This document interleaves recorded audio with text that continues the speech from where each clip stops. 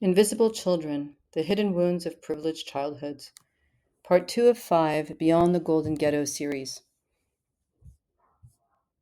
The aroma of oatmeal wafted in the air, filling me with a sense of safety. Chang's carefully set breakfast table reflected her approach to everything she did, meticulous care, whether it was folding our clothes or making meals. While many of my peers saw their nannies come and go, Chang stayed. She became our rock, a constant reassuring presence, and a stern taskmaster. I am convinced she's the reason I'm alive today. My story is rare. Nannies seldom become family, yet Chang has been with us for nearly 50 years, transitioning from caregiver to cherished grandmother figure in retirement. Some parents can't tolerate their children's attachment to an outside caregiver. In our case, our mother and Chang formed a team, united in raising 3 children. Children are to be seen, not heard. Growing up, many of us heard the maxim, children should be seen and not heard. For many families, this attitude profoundly shapes how children experience love and connection, or its absence. A mentor once shared the following with me. His father, a workaholic and alcoholic, couldn't bear the sounds of children in the house. His mother, who struggled with love addiction, initially hired a nanny to care for him but grew jealous of their bond and dismissed her when he was barely 3 years old. Traumatized, he refused to eat for weeks. When he cried over this loss, his mother berated him, teaching him early that his feelings and thoughts didn't matter. Jessie O'Neill captures this dynamic well in her book The Golden Ghetto.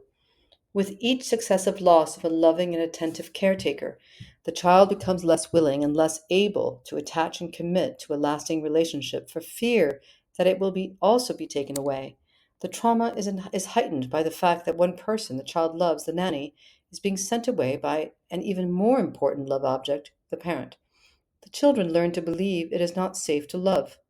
Whomever I love leaves or is sent away, I must be unlovable or they would stay. I will not love or be loved.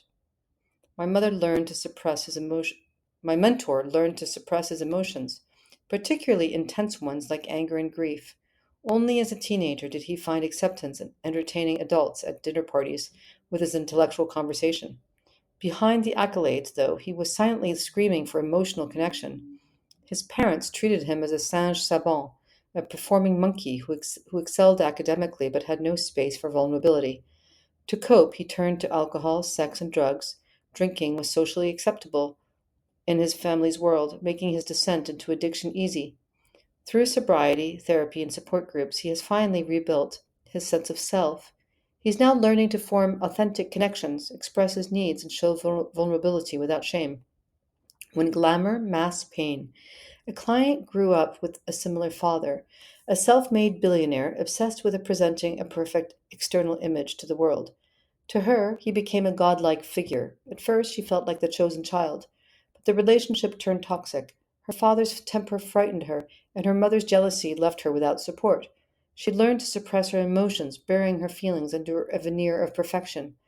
The result? Anxiety, eating disorders, substance abuse, and unhealthy relationships.